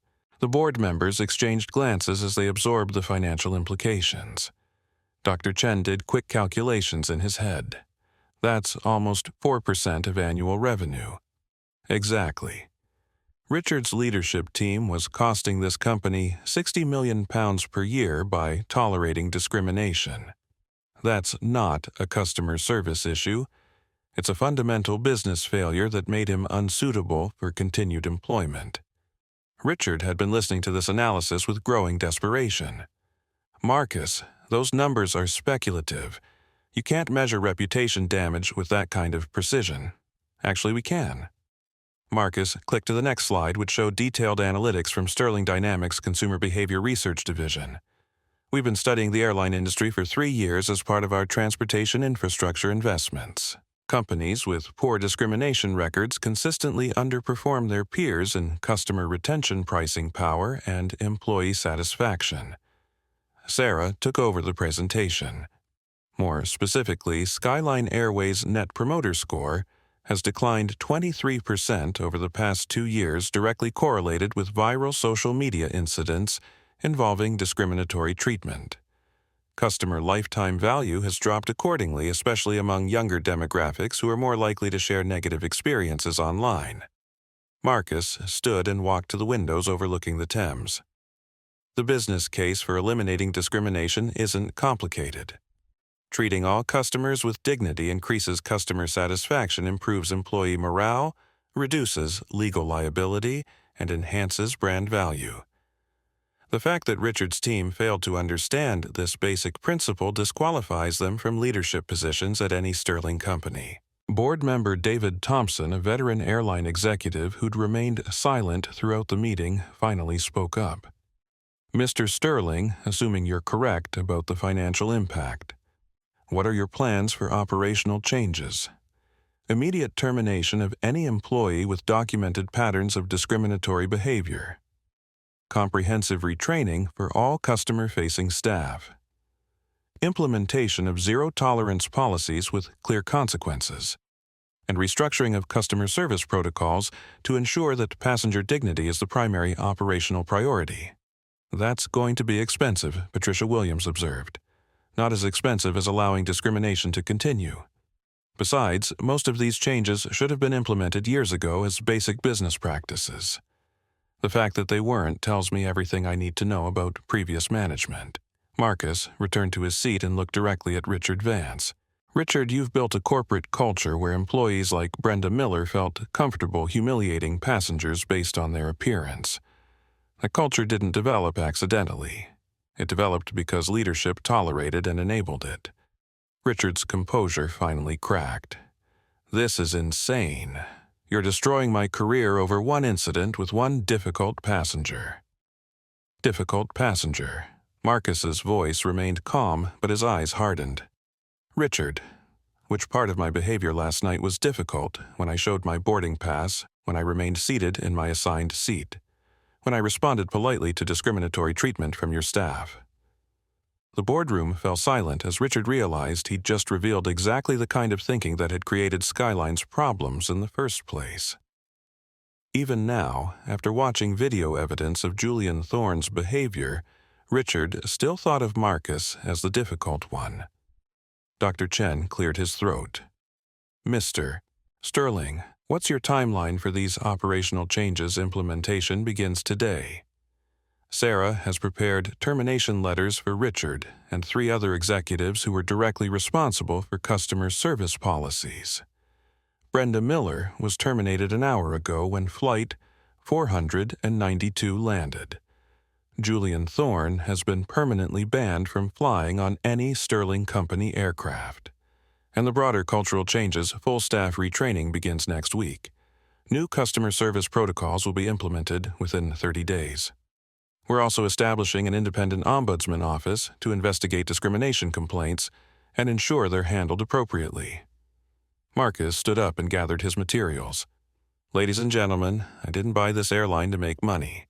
Sterling Dynamics already has more profitable investments than we need. I bought it to prove a point. Companies that tolerate discrimination will face consequences, and those consequences will be severe enough to ensure the behavior doesn't continue. Patricia Williams raised her hand. What about the board? Are you planning to replace us as well? That depends.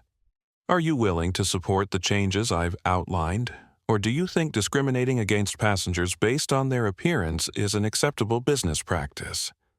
We support the changes, Dr. Chen said quickly. I think I speak for the entire board when I say we had no idea the discrimination problem was so extensive. Then you'll have the opportunity to help implement solutions. But understand this Sterling companies operate under strict ethical guidelines. Discrimination, harassment, or any form of prejudicial treatment will result in immediate termination regardless of seniority, union protection, or personal relationships with management. Marcus headed toward the door, then stopped and turned back to face the room. One final note. The viral video of last night's incident has been viewed 14 million times and counting. Millions of people around the world are watching to see how this company responds to discriminatory behavior. Our actions over the next few weeks will either restore Skyline Airways' reputation or destroy it permanently.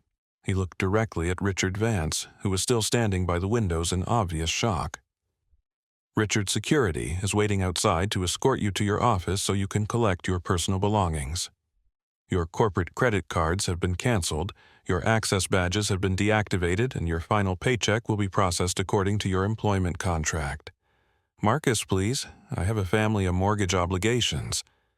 You should have thought about that before you built a company culture that permitted discrimination against customers.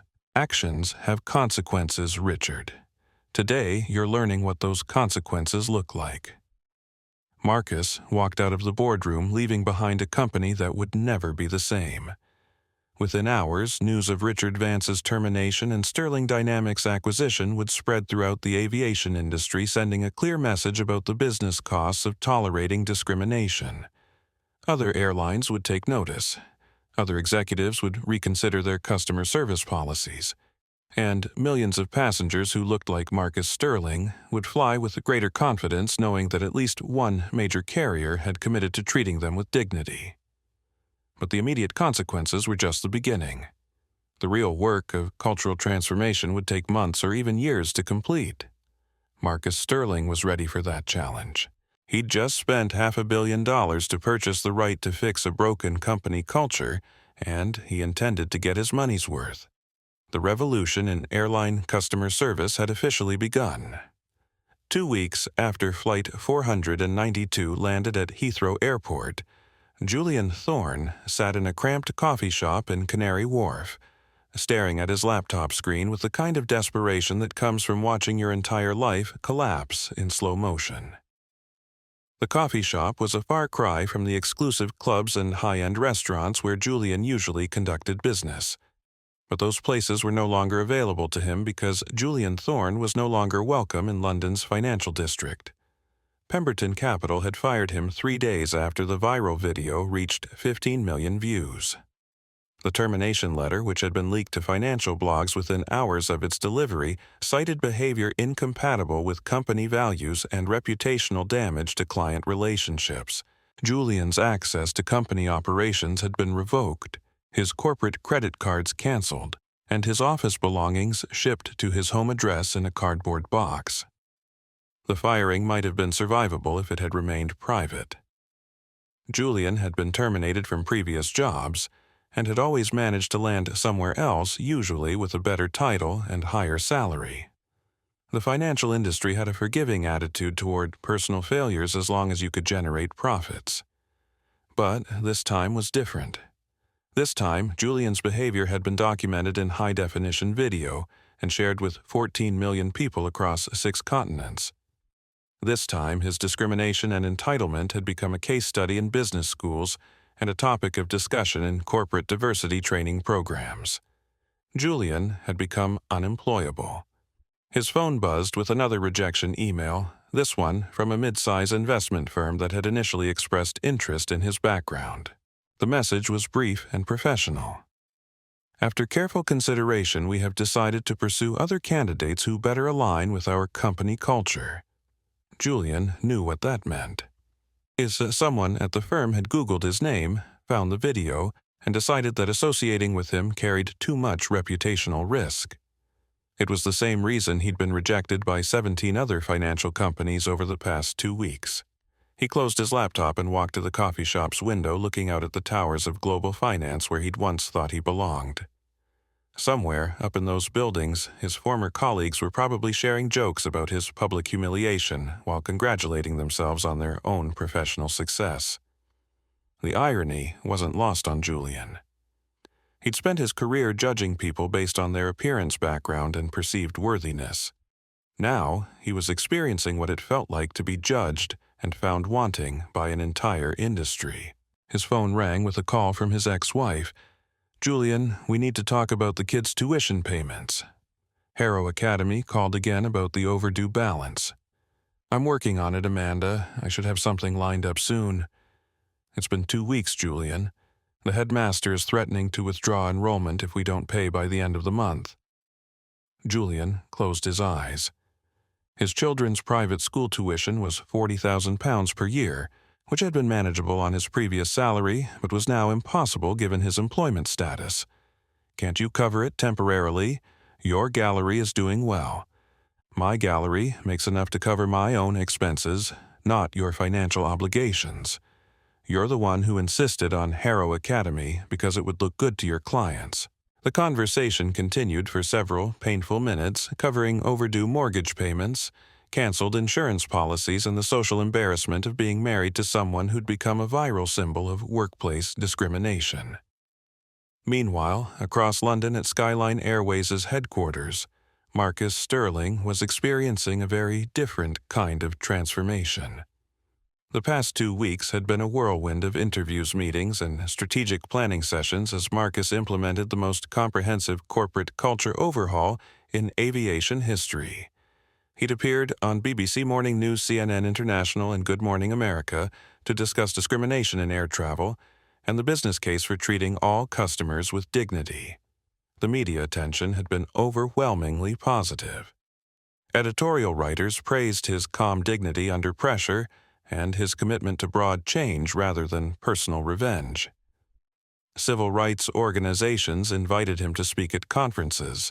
Business schools requested case studies about hostile acquisitions motivated by social justice concerns. But the real validation came from Skyline Airways' operational metrics, which had improved dramatically since the acquisition. Customer satisfaction scores had increased by 23% in 2 weeks. Social media sentiment about the Skyline brand had shifted from 70% negative to 68% positive. Most importantly, bookings were up 18% as travelers chose Skyline specifically because of Marcus's leadership, and the company's new commitment to passenger dignity. Sarah Chen knocked on Marcus's office door and entered with the morning briefing. Good news from the operations team. Yesterday was the first day since acquisition that we had 0 customer service complaints related to discriminatory treatment. Marcus looked up from his computer where he'd been reviewing plans for Skyline's new customer service training program. What about overall complaint volume down 37% from pre-acquisition levels? The new training protocols are working better than projected. The transformation hadn't been easy. Marcus had terminated 43 employees during the first week, including 6 managers who'd consistently dismissed discrimination complaints and 27 frontline staff members with documented patterns of prejudicial behavior. The terminations had been controversial within the company, with some employees arguing that people deserved second chances and others claiming that Marcus was being too harsh. But Marcus had held firm to his principle: companies that tolerated discrimination would face consequences, and those consequences had to be meaningful enough to prevent recurrence. Any word from the Heathrow incident? Marcus asked. Julian Thorne tried to board a Virgin Atlantic flight to New York yesterday. He was denied boarding due to the industry-wide security flag we had placed on his profile. Marcus nodded.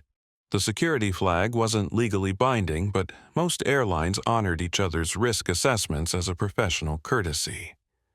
Julian's viral behavior had marked him as a potential disruption risk, making it difficult for him to fly on any major carrier. Sarah removed the flag. He's learned his lesson. Sarah looked surprised. Are you sure he hasn't made any public apologies or statements acknowledging his behavior? He doesn't need to apologize to me. The consequences he's faced are sufficient, and honestly preventing him from traveling is starting to feel like overkill. The truth was that Marcus felt no satisfaction from Julian's continued suffering.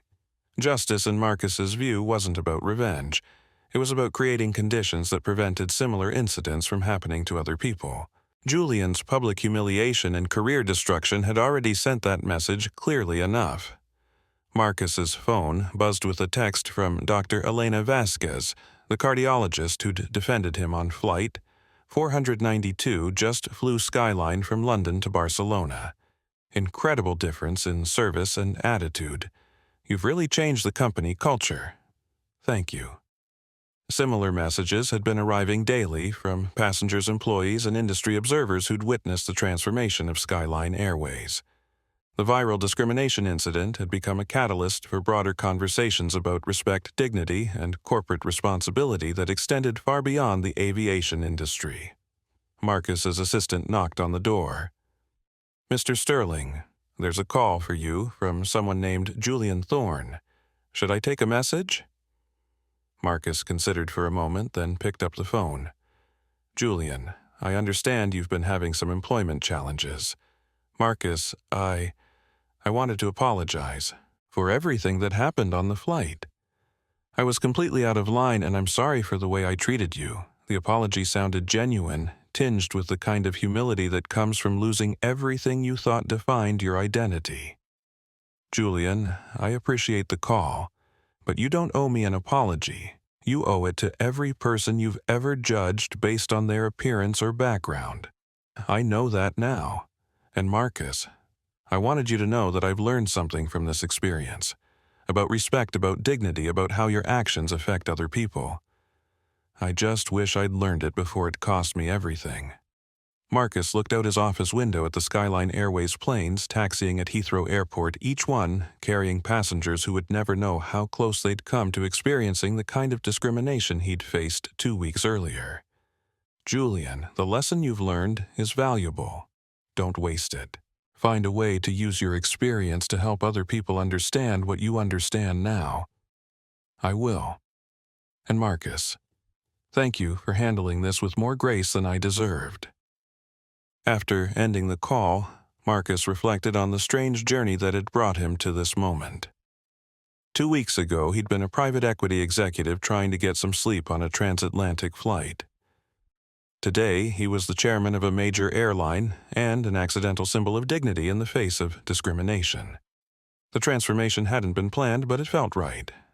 Marcus had spent 15 years building wealth and power through strategic investments and calculated risks. But changing Skyline Airways felt like the first time he'd used that wealth and power for something genuinely important. His phone rang again, this time with a call from Brenda Miller. "Mr. Sterling, I know you probably don't want to hear from me, but I wanted to apologize for my behavior on Flight 492. I was completely wrong, and I'm sorry for the way I treated you." Marcus had fired Brenda Miller the morning after the flight, along with 17 other flight attendants who had documented histories of discriminatory behavior. Like Julie and Brenda, had discovered that actions have consequences in the age of social media accountability. "Brenda, I appreciate the call. Have you found other employment? I'm working part-time at a coffee shop while I figure out my next steps. The aviation industry isn't really an option anymore, but honestly, maybe that's for the best. I needed to learn some things about how to treat people, and losing my job was probably the only way I was going to learn them." Marcus was struck by the humility in her voice. The arrogant flight attendant who'd tried to humiliate him had been replaced by someone who sounded genuinely remorseful about her behavior. "Brenda, if you're serious about changing your approach to customer service, I might be able to help you find opportunities in hospitality or retail. Companies appreciate employees who've learned from their mistakes. You would do that for me after what I did. Everyone deserves a second chance as long as they've demonstrated they understand why a second chance is necessary." Marcus ended the call and turned back to his computer, where he was reviewing applications for Skyline Airways' new Director of Customer Experience position. The role would be responsible for ensuring that every passenger interaction reflected the company's commitment to dignity and respect. It was a position that wouldn't have existed 2 weeks earlier, when Skyline's management thought customer satisfaction could be achieved by catering to entitled passengers at the expense of everyone else. Now, Marcus realized he was building something better in Airline, where every passenger, regardless of their appearance, background, or ticket price, would be treated with the same level of respect and professionalism. It was a simple concept that had somehow become revolutionary in the modern aviation industry. But, as Marcus had learned throughout his career, the most powerful ideas were often the simplest ones. Outside his window, another Skyline Airways flight was preparing for departure. Inside the cabin, passengers of all backgrounds were settling into their seats, confident that they would be treated with dignity, regardless of how they looked or where they came from.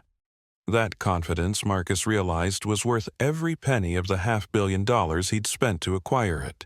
6 months after Flight 492 landed at Heathrow Airport, Marcus Sterling stood on the stage of the International Aviation Leadership Summit in Dubai, addressing 2,000 airline executives, government officials, and industry analysts from around the world.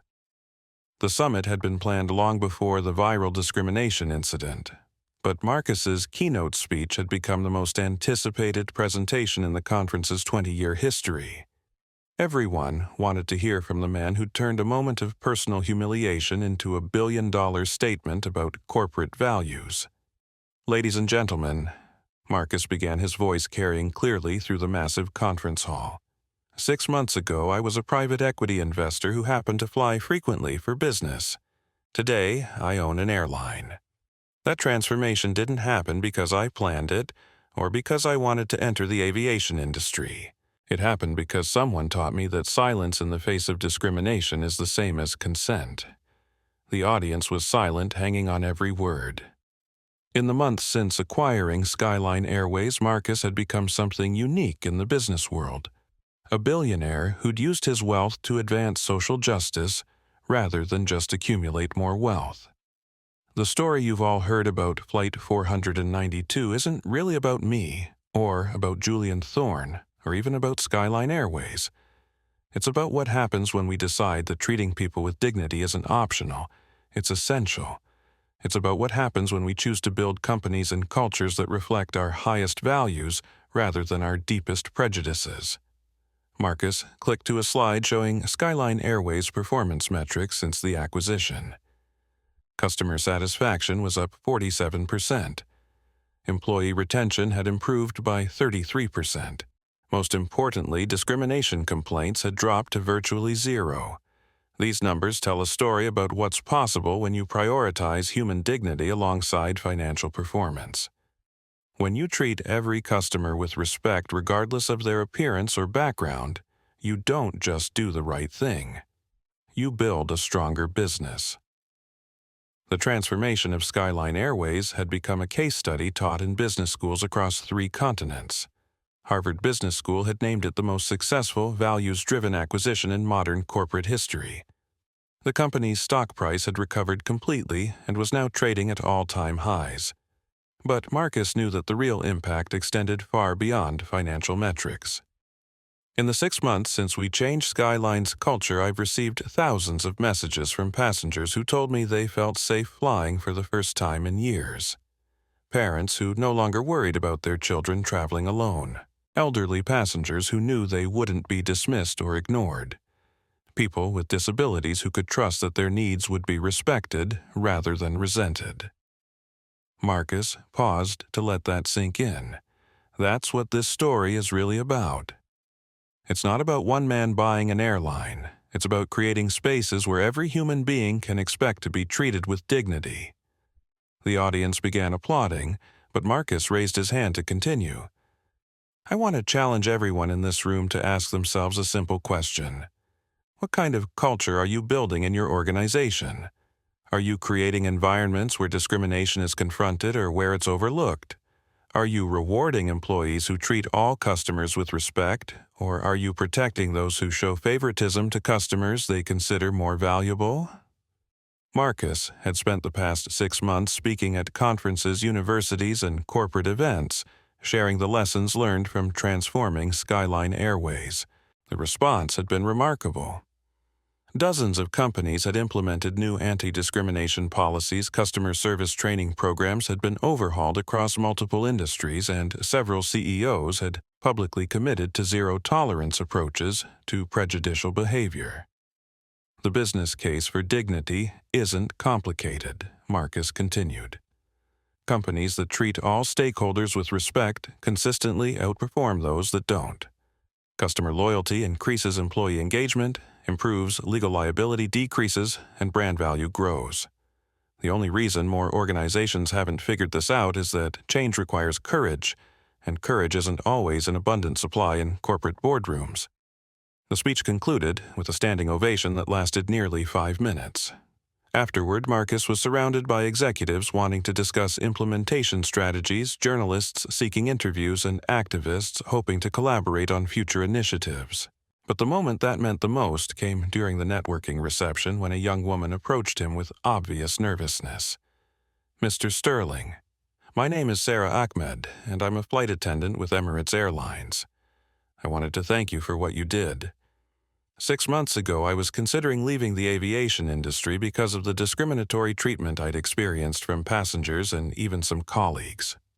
Your example gave me the courage to file formal complaints and work for change within my own company, Marcus smiled.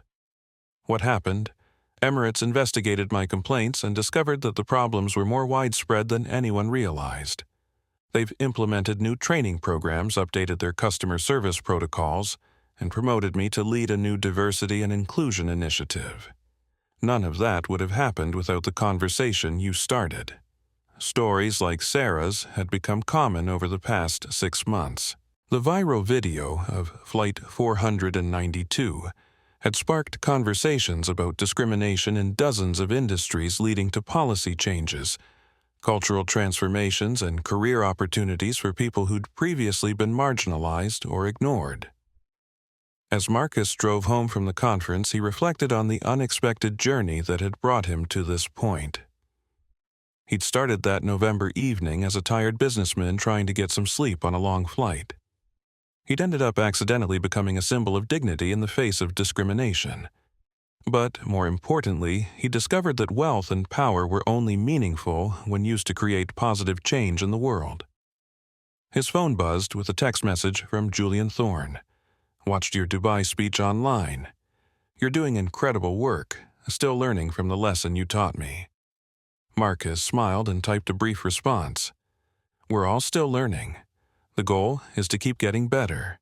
That evening, as Marcus settled into his home office to review plans for expanding Skyline Airways' anti-discrimination initiatives to other Sterling companies, he thought about the millions of people who would benefit from the cultural changes he'd helped implement.